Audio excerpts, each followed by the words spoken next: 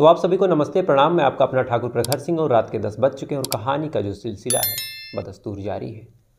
आज की कहानी की बात करूं तो आज की कहानी वास्तव में एक ऐसी कहानी है जिस कहानी की वजह से जो पुलिस वाले थे, चाहे वो लोअर रैंक के अधिकारी हों चाहे वो हायर रैंक के अधिकारी हों, शायद ऐसा कोई था ही नहीं जिसके रातों की नींद उड़ी ना हो जब तक ये केस सुलझा नहीं लिया गया, जब तक कि इसमें गुनहगारों का नाम निकल के सामने नहीं आया, मकसद सामने नहीं आया, तब तक एक तरह से चाहे वो रेलवे पुलिस हो, चाहे लोकल पुलिस हो, चाहे थाने के लोग हों, सबकी रातों की नींद उड़ी थी।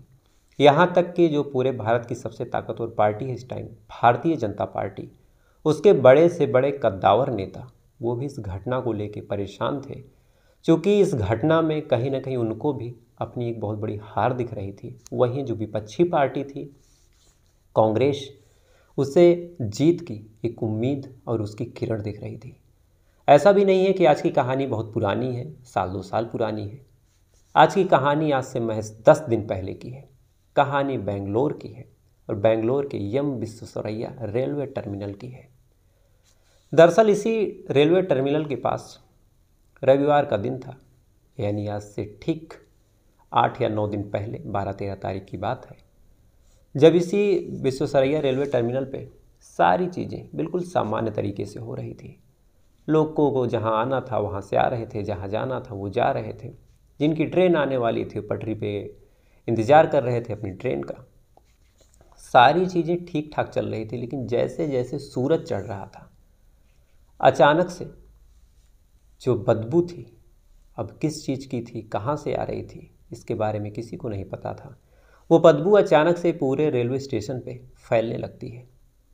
अब वहाँ पे हज़ारों लोग बैठे हैं, अब अचानक से इतनी तेज़ बदबू, लोगों को लगा कि ये कौन सी बला आ गई, ट्रेन भी लेट है, अब समय भी काटना है। बदबू जैसे जैसे सूरज चढ़ रहा है बदबू तेज़ होती जा रही है।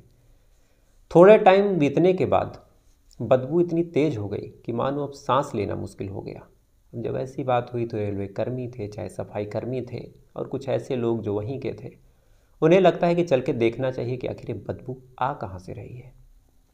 अब कौतूहल बस नाक को बंद किए उस दिशा में जाते हैं। थोड़ा सा आगे बढ़ते हैं टर्मिनल से तो एक नीले कलर का ड्रम मिलता है, और ये ड्रम वही था जो आमतौर पे शादियों में यूज होता है, छोटा सा, जिसमें पानी वगैरह रखने का काम आता है। ड्रम था, ड्रम पूरा सील पैक था, इसी ड्रम से बदबू आ रही थी। अब जब ऐसी बात लोग देखते हैं तो लोगों के दिमाग में कुछ पुरानी यादें ताज़ा हो जाती हैं। उन्हें फ़ौरन लग जाता है कि अब इस ड्रम को अपने हाथ से छूना या फिर उसके करीब जाना अच्छा नहीं होगा, लिहाजा पुलिस को फ़ोन कर दिया जाए। पुलिस आएगी, उसके बाद ही मामला जो होगा देखा जाएगा। क्योंकि पिछले कुछ दिनों में सेम वैसी ही घटनाएं 2 बार घट चुकी थी, लिहाजा पुलिस को फ़ोन जाता है, रेलवे पुलिस फोर्स आती है। ड्रम को जैसे ही देखती है तो पुलिस की भी हवा ख़राब, चूँकि ऐसे 2 ड्रम उन्होंने पहले भी देखे थे। दोनों को अभी तक वो सुलझा रहे हैं, महीने बीत चुके हैं, मामला सुलझा नहीं है, और ये तीसरा ड्रम कहाँ से आ गया, अब कौन सी बला आ रही है। तीसरा ड्रम मिलता है, उसको पुलिस फ़ौरन कब्जे में लेती है। लेने के बाद बड़ी मुश्किल से खोलती है। खोलने के बाद सबसे पहले अंदर कपड़े मिलते हैं। अब कपड़े मिलते हैं, फ़ौरन कपड़ों को हटाया जाता है, और जैसे ही हटाया जाता है अंदर एक महिला की लाश मिलती है। अब इस बार भी जब महिला की लाश मिली तो एक तरह से मानो पुलिस वालों के ऊपर मुसीबतों का पहाड़ टूट पड़ा। चूँकि ठीक 3 महीने पहले 6 दिसंबर को एक लाश मिली थी, सेम जगह पे, सेम तरीके से, वही नीला ड्रम था, वही सेम पैटर्न था। इसके बाद दूसरी लाश 4 जनवरी को भी मिली थी, वो भी रेलवे स्टेशन के पास, वो भी सेम पैटर्न था। ड्रम में लाश थी, लाश बुरी तरह सड़ी हुई थी, सेम तरीके से ठूंसा गया था, लगभग ड्रम का कलर भी सेम था, पैटर्न भी सेम था। यानी कायदे से 3 महीने में 3 अलग अलग जगहों पे 3 लाशें, सारी लाशें रेलवे स्टेशन के पास, सारी लाशों का पैटर्न सेम, वही ड्रम, वही सारी चीज़ें। अब जैसे ही पुलिस वाले ये तीसरी लाश पाते हैं, उनकी हवा ख़राब हो जाती है कि 2 मामले भी सुलझे नहीं, तीसरा फिर आन पड़ा। बहरहाल लाश के आसपास की चीज़ों को खंगाला जाता है, बॉक्स सहित लेकर पहुंचा जाता है हॉस्पिटल पोस्टमार्टम के लिए, पोस्टमार्टम करवाया जाता है। लेकिन पिछली 2 लाशों की तरह इस लाश के बारे में भी कोई भी जानकारी पुलिस वालों के पास नहीं थी। पुलिस वाले मरने वाली कौन महिला थी, कहाँ की रहने वाली थी, क्या भी बात था, ये सारे सवाल ढूंढने के लिए बाकी दोनों मामलों की तरह इसमें भी जुट जाती है। अब ये खबर जैसे ही बाहर आई, जैसे ही लोगों तक खबर पहुंची कि तीसरी लाश फिर से रेलवे स्टेशन के पास से मिली है, पटरी के पास से मिली है, फ़ौरन तरह तरह की बातें होने लगी। कुछ लोगों ने तो ये तक बोल दिया कि कोई सीरियल किलर है जो महिलाओं को मार रहा है, उनका शिकार कर रहा है, शिकार करने के बाद ड्रम में भर रहा है और पटरी के पास छोड़ जा रहा है। अब जैसे ही लोगों में ये कौतूहल मचा, जो विपक्षी पार्टियां थी फ़ौरन उस मामले में फ़ायदा लेने के बारे में उन्होंने सोच लिया और एक बेहद कद्दावर नेता, नाम तो मुझे अभी याद नहीं आ रहा, उन्होंने एक ट्वीट भी कर दिया कि 3 जगह 3 अलग अलग लाशें, तीनों लाशों का पैटर्न सेम, कोई सीरियल किलर है जो घूम रहा है, लेकिन जो भाजपा की पुलिस है वो पकड़ने में नाकाम है। यानी अब सीधा सीधा जो उंगली थी भाजपा सरकार जो कि इस समय बेंगलुरु में शासन कर रही है उसके ऊपर उठ जाता है। अब भाजपा की सरकार शासन में, कुछ ही दिनों बाद चुनाव भी है और एक तीसरी लाश मिलना, 2 लाश का मैटर अभी तक सुलझा नहीं है, तीसरी लाश और मिल जाती है। कांग्रेस वाले निशाना साध रहे हैं, लोगों में डर का माहौल है कि कोई सीरियल किलर घूम रहा है। लिहाजा अब चाहे सरकार का दबाव हो, चाहे विपक्ष का दबाव हो, चाहे जनता का दबाव हो और या फिर खुद अपनी ड्यूटी का जो दबाव है, ये पुलिस वालों को चौतरफा घेर लेता है। पुलिस वालों को लगता है कि अगर ये मामला भी नहीं सुलझा तो कम से कम इतना तो होगा ही कि कहीं हम मुंह दिखाने लायक नहीं रहेंगे। पुलिस वाले बड़े ज़ोर शोर से इस मामले को सुलझाने में जुटते हैं। उस महिला के बारे में पता करने लगते हैं कि महिला कौन थी, कहाँ से आई थी, लेकिन उस महिला को ना कोई जानता था, ना उस महिला का कोई जानकार था। 1 दिन बीता, 2 दिन बीता, सारी जगह पूछताछ करने के बाद, सारी जगह छानबीन करने के बाद जब कहीं से भी उस महिला के बारे में पता नहीं चलता, तब पुलिस वालों को लगता है कि क्यों ना जो क्राइम सीन था उस पर रिविजिट किया जाए। हो सकता है कोई ऐसा संदिग्ध चीज़, कोई ऐसी चीज़ मिल जाए जिससे मामला सुलझ जाए। पुलिस वाले वहाँ भी जाते हैं, अपने तरीके से छानबीन करते हैं, लेकिन वहाँ से भी हाथ में कुछ नहीं आता। इसके बाद लौट के लाश के पास से जो जो चीज़ें मिली थी उनको दोबारा देखा जाता है। दोबारा देखते हैं तो वही नीला ड्रम था, वही कपड़े थे, कपड़ों को बारीकी से चेक किया जाता है तो उससे तो कुछ नहीं मिलता। लेकिन जैसे ही ड्रम को चेक करते हैं तो ड्रम के निचले हिस्से में 2 नाम लिखा हुआ था। पहला शब्द लिखा था जमाल और दूसरा लिखा था कलासी पाल्या। अब बेंगलोर पुलिस को समझते देर नहीं लगी कि ये जो जगह है ये कलासी पाल्या के पास है, यानी ये ड्रम कलासी पाल्या से निकाला गया है। अब पुलिस वालों को इसी जगह के आधार पे अब ये पूरा मामला सुलझाना था। पुलिस वाले फ़ौरन भागते हैं, कलासी पाल्या पहुंचते हैं। पहुंचने के बाद फिर पता करते हैं कि कौन कौन से ऐसे दुकानदार हैं जो ऐसे सामानों को बेचते हैं, जो ऐसे सामानों को डील करते हैं, ऐसे ड्रम बेचते हैं। पता चलता है कि एक दुकान है, पुलिस वाले वहाँ जाते हैं। दुकान पे जाने के बाद पूछताछ करते हैं कि कौन कौन लेके गया था, कौन कौन 1-2 दिन पहले लेके गया था। दुकानदार से जब ये सवाल पुलिस वाले पूछते हैं तो दुकानदार बड़ा अजीब जवाब देता है। दुकानदार कहता है कि साहब ऐसे ड्रम तो बिहार से जितने भी मज़दूर आए थे पिछले कई महीनों में लगभग सारे लोग लेके जाते हैं, चूँकि उन्हें मजदूरी करनी होती है, पानी की सप्लाई भी लिमिटेड होती है, तो इस ड्रम में लगभग 30-40 लीटर पानी आता है, तो इसी ड्रम में पानी भर के रख लेते हैं, पूरे दिन का खर्च इसी ड्रम से चलाते हैं। तो इस हिसाब से ढूंढना कि इस ड्रम को कौन लेके गया था ये बड़ा मुश्किल काम है।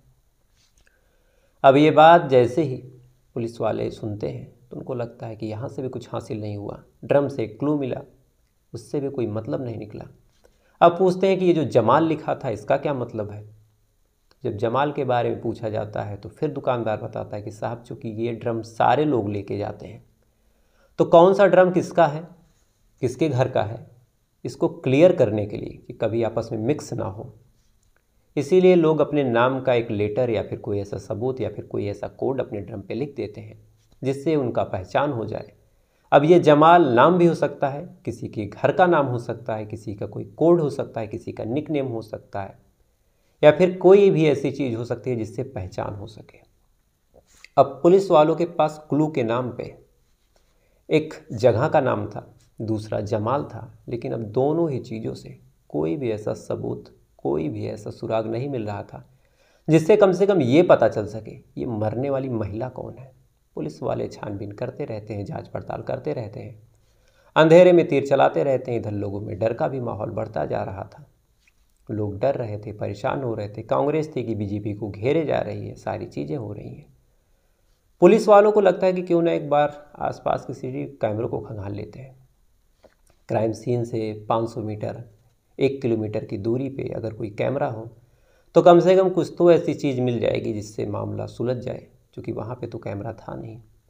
पुलिस वाले आसपास के पूरे इलाके में घूमते हैं और हर जगह के सीसीटीवी कैमरे को खंगालते हैं। पूरे 1 दिन का वक्त लगता है, लेकिन इस सीसीटीवी कैमरे को खंगालने के दौरान 4 ऐसे लोग दिखते हैं जो इसी नीले ड्रम को लेके आ रहे थे इस जगह पे फेंकने।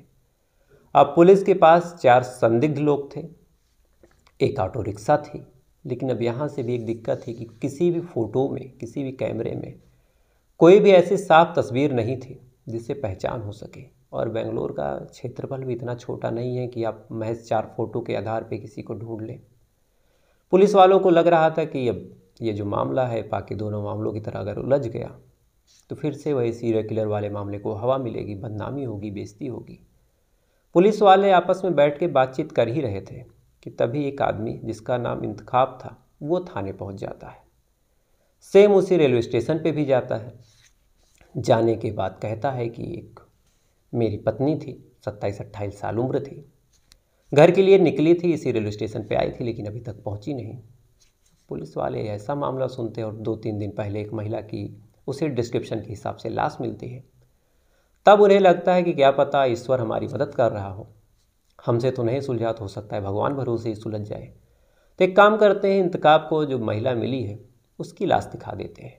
लाश दिखा देंगे, हो सकता है अगर ये पहचान जाता है तो मामला ओपन हो जाएगा, नहीं तो कम से कम एक शक, एक डाउट इसके मन का जो है वो दूर हो जाएगा। फिर दोनों मामलों को अलग अलग जांच करेंगे। महज एक खाना पूर्ति के लिए जो इंतकाब है उसे मिलने वाली महिला की लाश दिखाई जाती है। अब लाश दिखाई जाती है तो दिखाते ही जैसे इंतकाब देखता है फ़ौरन उसकी आंखों में आंसू थे, उसके मुंह से चीख निकल जाती है और जैसी चीख निकलती है फ़ौरन पुलिस वालों को समझते देर नहीं लगती कि ये जो लाश मिली थी इसी इंतकाब की पत्नी की थी। फ़ौरन इंतकाब को बुलाया जाता है, बैठाया जाता है, सिलसिलेवार तरीके से पूछा जाता है कि आप कौन हैं, कहाँ से आए हैं। अब जैसे ही ये सारी चीज़ें पुलिस वाले पूछते हैं तो जो इंतकाब था एक नाम लेता है और वो नाम था नवाब खान। कहता है कि साहब इस हत्याकांड में नवाब का ही हाथ है, आप इसे उठा लीजिए, पूछताछ कीजिए, ये सारी बातें तोते की तरह कबूल देगा। अब पूछते हैं कि ये नवाब कहाँ है, नवाब कहाँ मिलेगा। अब पुलिस वाले जब पूछते हैं तो ये बताता है कि कलासी पाल्या में नवाब का घर है, वहीं मिलेगा।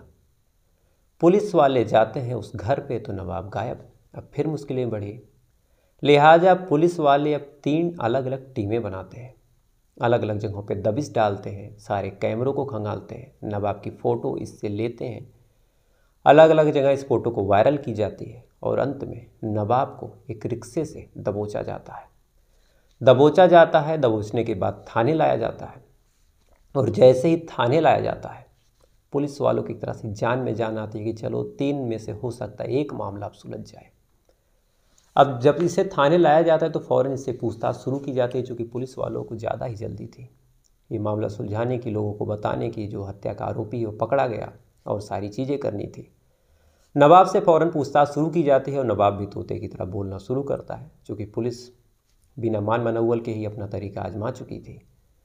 नवाब बोलता है और बोलने के साथ अब अपनी कहानी और इस मर्डर का जो मोटिव था वो बताता है। दरअसल जो मरने वाली महिला थी इसका नाम तमन्ना था। तमन्ना लगभग 27 साल की। तमन्ना बिहार के अररिया की रहने वाली और इसी अररिया में इसकी शादी अफरोज नाम के इंसान से होती है। शादी होती है, अफरोज हल्का सा दिव्यांग था, विकलांग था।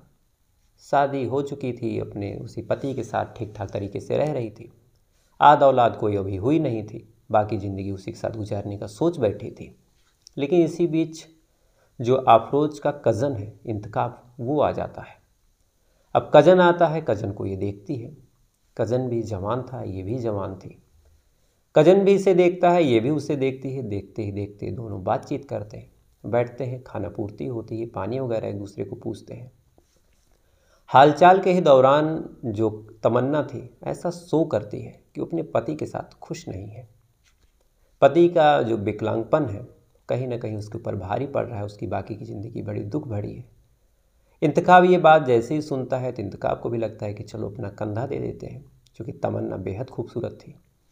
इंतखाब अपना कंधा देता है, दोनों एक दूसरे से बातचीत शुरू करते हैं, दोस्ती होती है, दोस्ती धीरे धीरे प्यार में बदलती है, प्यार फिर अब नाजायज़ रिश्ते का रूप ले लेता है। अब इंतखाब भी चाह रहा था कि तमन्ना निकाह कर ले और तमन्ना भी इंतखाब के साथ रहना चाह रही थी। लिहाजा तमन्ना अपने पहले पति अफरोज को छोड़ती है, इंतखाब से शादी करती है। शादी करने के बाद अब चूँकि सेम जगह पे रहना थोड़ा सा मुश्किल हो रहा था, लिहाजा वहाँ से बेंगलुरु के लिए शिफ्ट हो जाती है। बेंगलुरु आते हैं, आने के बाद एक किराए के मकान में रहने लगते हैं। जो इंतखाब था थोड़ा बहुत आईटी वगैरह पढ़ा था, लिहाजा एसी मैकेनिक के रूप में वो काम करने लगता है और बाकी की ज़िंदगी अब ये दोनों लोग प्रेम से गुजारने लगते हैं। साल 2021 में ये लोग बेंगलुरु आ जाते हैं। बाकी की ज़िंदगी ठीक ठाक गुजर रही थी, कोई टेंशन नहीं थी, कोई कलह नहीं थी। लेकिन इसी बीच जो इंतखाब का एक भाई था नवाब, वो यहीं पे रहता था। नवाब गांव जाता है, जाने के बाद उसे ये सारी बातें पता चलती हैं। लौट के फिर से बेंगलोर आता है, आने के बाद अपने भाई से मिलता है, उसे समझाता है, कहता है कि देखो तुम जो करके आए हो इससे गांव में हम लोगों की कितनी बदनामी हो रही, तुम्हें शायद आइडिया नहीं है। अब ये बात जब वो बोलता है तो फिर जो इंतखाब था वो गुस्सा हो जाता है, कहता है कि भाई ये मेरा पर्सनल मैटर है, आप इसमें ना पढ़ो। बहरहाल जब इंतखाब ये बोल देता है तो नवाब वहाँ से चला जाता है। लेकिन जो नवाब था अब उसके दिमाग में अपनी इज्जत, अपने परिवार की मर्यादा, ये सारी चीज़ें इस कदर बैठ चुकी थी कि अब इसको सही करने के लिए वो किसी भी हद तक जाने को तैयार था। नवाब वहाँ से चला जाता है, बाकी लोग सामान्य ज़िंदगी जीने लगते हैं। लेकिन नवाब के दिमाग में अब एक प्लान दौड़ने लगता है। प्लान दौड़ता है, दौड़ने के साथ 12 मार्च साल 2023 यानी आज से ठीक 9 दिन पहले ये इंतखाब को फ़ोन करता है और कहता है कि काम करो, तुम और तमन्ना मेरे घर आओ, इतने साल से यहीं हो, कम से कम एक बार तो मेरे घर पे आओ, दावत करो, परिवार के लोग हो, आपस में मिलजुल के रहना चाहिए। अब बड़ा भाई ऐसी बात बोल रहा है तो चाहे वो तमन्ना हो चाहे इंतखाब हो, उसे भी लगता है कि बात तो सही है, एक ही जगह पे रहते हैं तो मिलजुल के रहना चाहिए। लिहाजा इंतखाब और तमन्ना इसके घर पहुंच जाते हैं कलासी पाल्या में। घर पहुंचते हैं, पहुंचने के बाद अंदर जाते हैं, बाकायदा वो भगत होती है, बैठाया जाता है। थोड़ी ही देर में जैसे खाने की बात होती है तब जाके जो नवाब था वो कहता है कि लोगों कुछ और लोग हैं वो आ जाएं, उसके बाद खाना। बाकी फिर फ़ोन करता है, 7 और लोग आते हैं। आने के बाद फिर तमन्ना से कहता है कि तुम मेरे साथ चलो। अब ये बात जैसी वो बोलता है तो इंतखाब कहता है कि ये कौन सी बात हुई, कहाँ तमन्ना को आप लेके जा रहे हैं। कहता है कि बगल में एक मेरी महिला मित्र है, उनके घर ये जाए, मुझे तुमसे कुछ बात करनी है। इस पे इंतखाब कहता है कि जो बात करनी है इसी के सामने करो, ऐसी कोई पर्दा, ऐसी कोई चोरी हम लोगों के बीच है नहीं। कहता है कि ठीक है, अब तुम्हारे पास 2 ऑप्शन है, या तो इसके साथ जो होने वाला है वो तुम्हारे साथ भी मैं कर दूँ, या तो तुम यहाँ से चले जाओ। अब ऐसी बात जब इंतखाब सुनता है तो उसके चेहरे की तो हवाइयाँ उड़ जाती हैं कि वो तो अपनी पत्नी के साथ आया था दावत खाने, यहाँ पे तो क्या बातें हो रही हैं कुछ समझ नहीं आ रहा। लिहाजा अब इंतखाब एक तरह से दिमाग उसका ख़राब, लड़ाई झगड़ा भी हो सकता था, क्या हो सकता था कुछ पता नहीं। सामने 8 लोग हैं, ये अकेला है। ये बैठता है और कहता है कि भाईजान जो भी बात है प्यार से सुलटा लेना चाहिए। जब ये बात नवाब सुनता है तब नवाब कहता है कि देखो परिवार में बड़ी कलह हो रही है, इस वजह से गांव में बड़ी बेइज्जती हो रही है, तो कायदे से नियम यही कहता है कि जो तमन्ना है इसको अररिया वापस भेज दो अफरोज के पास और तुम कहीं और निकाह कर लो। और ये मेरा फैसला भी है, ये तुम्हें मानना भी होगा, नहीं तो अभी कुछ ऐसा होगा जिससे आने वाले टाइम में तुम्हें भी पछताना पड़े, तमन्ना को भी पछताना पड़े। अब सामने 8 लोग, ये अकेला कहता कि भाईजान ठीक है आप भेज दीजिए या फिर कल मैं इसको भेज दूंगा। तब इस पर नवाब कहता कि नहीं, तुम यहाँ से जाओगे तो इसको कहीं छुपा दोगे, लिहाजा तुम यहाँ से अकेले जाओगे, ये मेरी बहन जैसी है, मेरे ऊपर भरोसा रखो, इसके साथ यहाँ कोई गलत काम नहीं होगा। तुम यहाँ से जाओ, कल सुबह हम इसे ट्रेन पे बैठा देंगे, और एक आदमी हमारा जाएगा इसको छोड़ के वापस आ जाएगा। अब इंतकाब भी मजबूर था, उसे कुछ करा नहीं जा सकता था। 8 लोग सामने थे, बड़े भाई की आज्ञा को मानता है, वहाँ से चला जाता है। जाने के बाद मन मार के घर पे पहुँचता है, शांति से रात भर जगता है। अगले दिन फिर गांव में फ़ोन करता है कि अभी तमन्ना आएगी, आप लोग उसका स्वागत कीजिए, जो कुछ हुआ उसको ख़त्म करते हैं। इसे लग रहा था कि तमन्ना भी कुछ देर में पहुंच जाएगी, ट्रेन का टाइम वगैरह इसे पता था। लेकिन जब पूरे एक दिन बीत गए और तमन्ना नहीं पहुंची, तब इसका दिमाग ख़राब हुआ कि तमन्ना अगर निकली तो पहुंची क्यों नहीं। इधर जो नवाब था वो तमन्ना को जब देखता है कि यह इंतकाब वहाँ से चला गया, तब तमन्ना को उसी के दुपट्टे से उसका गला दबाने लगता है। पहले तो मारता पीटता है, मारने पीटने के दौरान गालियाँ देता है, तरह तरह के लांछन लगाता है, कहता है कि तुम्हारी वजह से पूरा परिवार बदनाम हो गया गांव में, जब तक तुम जिंदा रहोगी इस परिवार को सुख चैन से तुम रहने नहीं दोगी। अब उस महिला पे बाकी 8 लोग टूट पड़े हैं, कुछ लोग उसका हाथ पकड़े हैं, कुछ लोग गला दबा रहे हैं, बाकी लोग लादूस से मार रहे हैं। 15-20 मिनट का खेल था, तमन्ना मर जाती है। मरने के बाद अब कवायद शुरू होती है लाश को ठिकाने लगाने की। अब लाश ठिकाने लगानी थी, लेकिन कुछ ऐसे तरीके से लगानी थी जिससे ये ना इन लोगों का नाम आए, ना ही ये मामला खुले। तभी पिछले दिनों कुछ ऐसे मामले जो हुए थे वो इनकी निगाह में आते हैं। पहला 6 दिसंबर को एक रेलवे स्टेशन के पास सड़ी गली लाश मिलती है, उसका भी खुलासा उसी सेम बॉक्स में ऐसे सेम तरीके से मिली थी, उसका भी खुलासा नहीं हो पाया था। अगली लाश 4 जनवरी को उसी नीले रंग के बॉक्स में मिली, वो भी सेम सड़ी गली थी, ऊपर कपड़े रखे हुए थे, उसका भी खुलासा 2-3 महीने से नहीं हो पाया था।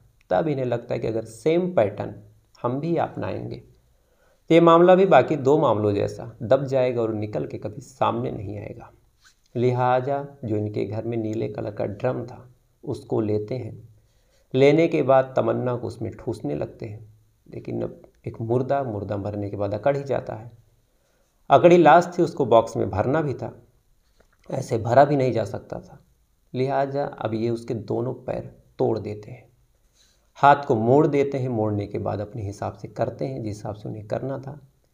पेट को दबा के रीढ़ की हड्डी मोड़ते हैं, सारी चीज़ें करते हैं। उसके बाद उस लाश को उस ड्रम में फिट कर देते हैं। ड्रम में फिट करते हैं। फिट करने के बाद उसके ऊपर कपड़े रखते हैं। कपड़े रखने के बाद ढक्कन को सील बंद कर देते हैं। अब 3 लोग अपने अपने घर पे चले जाते हैं और बाकी जो 4 लोग थे, ये 4 लोग इस ड्रम को लेके रात 10-11 बजे निकलते हैं। निकलने के बाद अलग अलग स्टेशनों के पास से गुजरते हैं और सबसे सुनसान जो रेलवे टर्मिनल मिला था वो एम विश्वेश्वरैया रेलवे टर्मिनल था। वहाँ पे इस ड्रम को फेंकते हैं। फेंकने के बाद वहाँ से 9-11 हो जाते हैं और अपने अपने काम पे चले जाते हैं। अब जैसे ही सुबह धूप चढ़ती है वैसे वैसे लाश सड़ने लगती है, क्योंकि काफ़ी गर्मी आ चुकी है और पूरा जो बर्तन था, जो बॉक्स था वो पैक था और बदबू होने लगती है और ये सारा मामला निकल के सामने आया।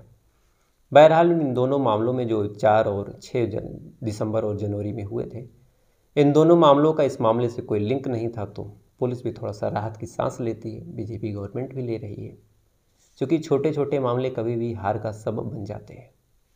तो ये तो रही पूरी कहानी। बातें कल के सवाल पे, और कल मैंने सवाल पूछा था कि जो पावर बटन होती है उस पर एक गोल और उसके बीच में एक डंडी का निशान होता है, तो ये निशान क्यों होता है, इसका क्या मतलब होता है?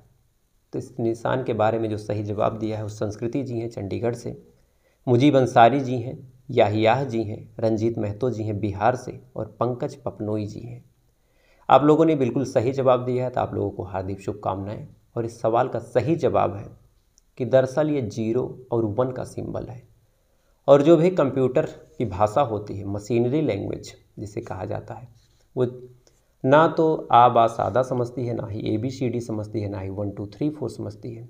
कंप्यूटर में आप चाहे 1 दबाएं, चाहे A दबाएं, चाहे कोई भी बटन दबाएं, उसमें जो सिग्नल के काम करने का तरीका होगा वो महज 0 और 1 पे डिपेंड होगा। तो इसी भाषा को यूज करते हुए, इसी भाषा को मशीनरी लैंग्वेज में कन्वर्ट करते हुए जो पावर ऑन ऑफ का मतलब है, वहाँ पे ये जो बना होता है ये 0 और 1 होता है। यहाँ पे 1 का मतलब ऑन है और 0 का मतलब ऑफ है। और ठीक उसी दिशा में भी लगाया जाता है कि 0 के साइड से दबाओ तो ऑफ हो जाए और 1 के साइड से दबाओ तो ऑन हो जाए। तो ये तो पूरी रही बात। अब आज के सवाल पे आते हैं, और आज का जो सवाल है इसी कहानी में छुपा हुआ था। जो रेलवे टर्मिनल था एम विश्वेश्वरैया, तो इस रेलवे टर्मिनल का नाम एम विश्वेश्वरैया के ऊपर पड़ा, तो जाहिर सी बात है जो एम विश्वेश्वरैया हैं कोई महत्वपूर्ण हस्ती जरूर होंगे।